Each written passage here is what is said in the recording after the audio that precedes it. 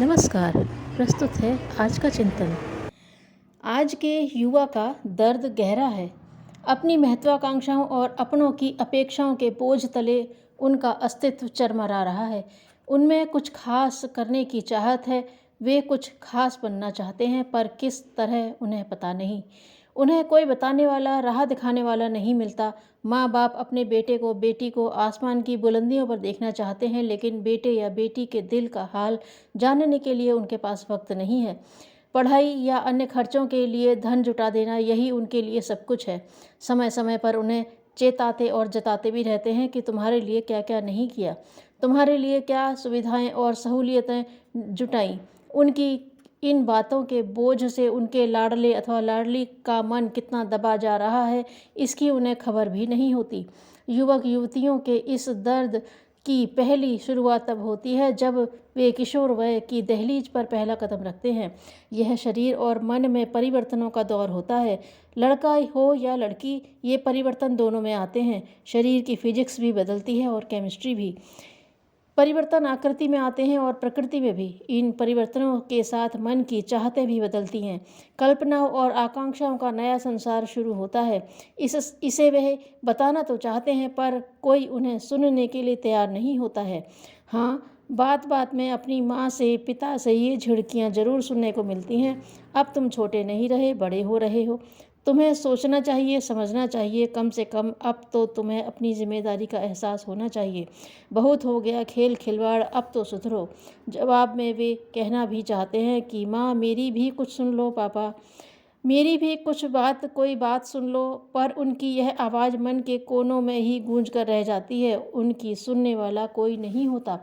इसी आयु में पढ़ाई और कैरियर की दिशा तय होती है। मेडिकल, इंजीनियरिंग, मैनेजमेंट, कंप्यूटर अथवा फिर अन्य कोई राह। इस दिशा एवं विषयों के चयन में बहुत कम माता पिता ऐसे होते हैं जो बेटे और बेटी की रुचि अथवा उसकी आंतरिक संभावनाओं का ख्याल रखते हैं। प्रायः इस संबंध में अभिभावकों की दमित आकांक्षाएं ही उजागर होती हैं। इसी आधार पर तय किया जाता है कि क्या पढ़ा जाना है। युवावस्था की दहलीज में पांव रख रहे छात्र छात्राएं तो स्वयं में भ्रमित होते ही हैं। थोड़ी बहुत नानुच करने के बाद वे भी अपने अभिभावकों की बात स्वीकार कर लेते हैं। आखिर उन्हीं के पैसों पर उनकी ज़िंदगी जो जीनी है। यहीं से शुरू होता है बेमेल जीवन का दर्द। रुचि, प्रकृति एवं संभावनाओं के विपरीत पढ़ाई का चयन युवाओं में कुंठा का जन्म देता है। मन का मेल न होने से इस पढ़ाई में स्वाभाविक ही उन्हें कम अंक मिलते हैं। तब उन्हें सुननी पड़ती है। अभिभावकों से कड़ी फटकार सुनने को मिलती है। अपने नाकारा होने के किस्से लगभग रोज ही प्राप्त होते हैं। अपने निकम्मेपन के प्रमाण पत्र। बार बार की जाती है उनकी सफल लोगों से तुलना। किसी गणितीय समीकरण की तरह यह विविध भांति से सिद्ध किया जाता है कि वे कितने गए गुजरे हैं। कभी कभी तो स्थिति यह बनती है कि नवयुवकों नवयुवतियों के मन में अपने अभिभावकों के प्रति गहरा डर समा जाता है। वे कतराते और कटते हैं उनसे। साथ ही उनके मन में गहरी होती जाती है निराशा और चिंता। कहीं किसी गहरे कोने में बनती है गांठ अपराध बोध की। यौवन की उमंगें कुंठित होती हैं। मन चीखता है, पर यह चीख अंदर घुट कर रह जाती है। इस अवस्था में युवा भावनात्मक रूप से अपने को बहुत अकेला पाते हैं। उन्हें तलाश होती है अपनेपन की, पर यह मिलता नहीं। घर में उनकी भावनाओं से कोई सरोकार नहीं रखता और महाविद्यालयों विश्वविद्यालयों में शिक्षा व्यवस्था का उनकी निजी जिंदगी या उनके मन की उलझनों से कोई मतलब नहीं होता। कुछ कहने, बताने या जताने पर ताने, व्यंग या कटुक्तियों के कंटक ही उनके पल्ले पड़ते हैं। इन्हीं वजहों से युवाओं में व्यावहारिक विकृतियों और मनोरोग जन्मते हैं। अभी हाल में एक्सप्रेशंस ने अप्रैल मई में 17 वर्ष की आयु वर्ग के लड़कों व लड़कियों का अध्ययन किया। निष्कर्ष में उन्होंने यह पाया कि 85% बच्चे भावनात्मक रूप से अपने अभिभावकों से कटे हुए हैं। वे अपने निजी मामलों पर अपनी बात नहीं करना चाहते। विजन इंडिया की टीम ने IIT, IIS समेत देश के कई प्रतिष्ठित व्यावसायिक एवं सामान्य संस्थानों का सर्वेक्षण किया। उनकी कोशिश थी कि युवा के दर्द को, उनके मन की पीड़ा को जाना जाए। इस टीम में मनोवैज्ञानिक, शिक्षा विशेषज्ञ, समाजवेत्ता और योगाचार्य सभी थे। इस टीम के सदस्यों ने देश भर के करीब 35,000 छात्र छात्राओं का सर्वेक्षण किया, उनसे अंतरंग होने की कोशिश की, उनके मन के दर्द को छूने की कोशिश की। यह अध्ययन 20 से 25 वर्ष के आयु वर्ग पर किया गया था।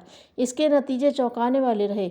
हैरानी की बात यह थी कि सफल असफल दोनों ही तरह के युवा किसी न किसी छटपटाहट से गुजर रहे थे। वे जिनका भविष्य अनिश्चित है और वे जिनका भविष्य सुनिश्चित है, दोनों का ही दर्द एक सा है। उनका यह दर्द है अपनेपन के अभाव का दर्द, उनको न सुने जाने न पहचाने जाने का दर्द। पूछे जाने पर बड़ी मुश्किल से मैनेजमेंट के छात्र सिद्धांत ने बताया, दरअसल किसी को किसी से कोई मतलब नहीं है। हमारे अभिभावक हमारे लिए केवल पैसा जुटाते हैं। सामान्य कुछ ज़्यादा कुछ हुआ तो हमारी महत्वाकांक्षाओं के घास फूस में चिंगारी लगाते हैं। उन्हें अपने दोस्तों, रिश्तेदारों, परिचितों से यह बताने की खुशी मिलती है कि उनका बेटा IIM का छात्र है, पास होते ही बड़ी जॉब मिल जाएगी। यदि कभी उन्होंने कुछ ज़्यादा बातें की तो बस जिम्मेदारी नैतिकता की एक घुट्टी पिला देते हैं। जो दोस्त हैं वे टाइम पास हैं, क्योंकि सभी अपनी अपनी महत्वाकांक्षाओं के घोड़ों पर सरपट दौड़े जा रहे हैं। बहुत अच्छी मुलाकातों के बावजूद किसी को किसी के मन में झांकने की फुर्सत नहीं है। इससे तो अच्छा साइबर कैफ़े है जहां मैं अपना समय गुजार लेता हूं। वहां यह समय कैसे गुजरता है यह मत पूछिएगा। चेन्नई में पढ़ने वाली 21 वर्षीय अरुणा मुरुगई का दर्द भी कुछ ऐसा ही है। उसे लगता है कि उसकी ज़िंदगी अपेक्षाओं, आकांक्षाओं और जिम्मेदारियों के बोझ के तले पिस रही है। कहीं मन की कोमल संवेदनाएं कुम्हला रही हैं। कुरेदने पर उसने कहा कि आदर्शों की बातें तो सभी करते हैं, माँ बाप, रिश्तेदार, शिक्षक और पुस्तकें, जो भी होता है आदर्शों की सीख देने से नहीं चूकता। पर मन का क्या करें, जहाँ आदर्श की नहीं सुख की चाहत पैदा होती है। कहीं कोई यह बताने वाला नहीं है कि आदर्शों को जीवन में उतारने की प्रक्रिया क्या हो। हमें कोई बताए तो सही कि हम उलझनों से बाहर कैसे निकलें। कोई हमारी सुनने वाला हो तो। हमें तो बस डांटने, समझाने और नसीहत देने वाले मिलते हैं। अब यह समझना आवश्यक है कि किशोरावस्था से लेकर युवावस्था का काल महत्वपूर्ण है। इसमें ज़रूरत भावनात्मक गुत्थियों को सुलझाने की है। इसके लिए अभिभावकों को सकारात्मक रवैया अपनाने की ज़रूरत है। अच्छा तो यह है कि शिक्षक एवं शिक्षण की पुस्तकों तक सीमित न रहे। कहीं ना कहीं ज़िंदगी से जुड़ी हुई बातों पर चर्चा होनी चाहिए। मन स्थिति एवं परिस्थिति का लगातार लंबे समय तक बेमेल बने रहना ठीक नहीं है। युवाओं एवं उनके अभिभावकों को इसमें सामंजस्य के तौर तरीकों की खोज करनी चाहिए। आध्यात्मिक आचार्यों को भी युवाओं के दर्द की दवा खोजने में अपनी सकारात्मक भूमिका निभानी चाहिए। अच्छा हो कि युवक स्वयं भी साहसी एवं अन्वेषक बने और स्वयं की गुत्थियों से उभरने के लिए साहसिक कदम उठाएं। विशेष बात यह है कि इस मसले को व्यक्तिगत, पारिवारिक एवं सामाजिक तौर पर महत्वपूर्ण माना जाए। ध्यान रहे कि यदि आज के युवा के दर्द की दवा न खोजी जा सकी तो युवा वर्ग दिशाहीन हो जाएगा।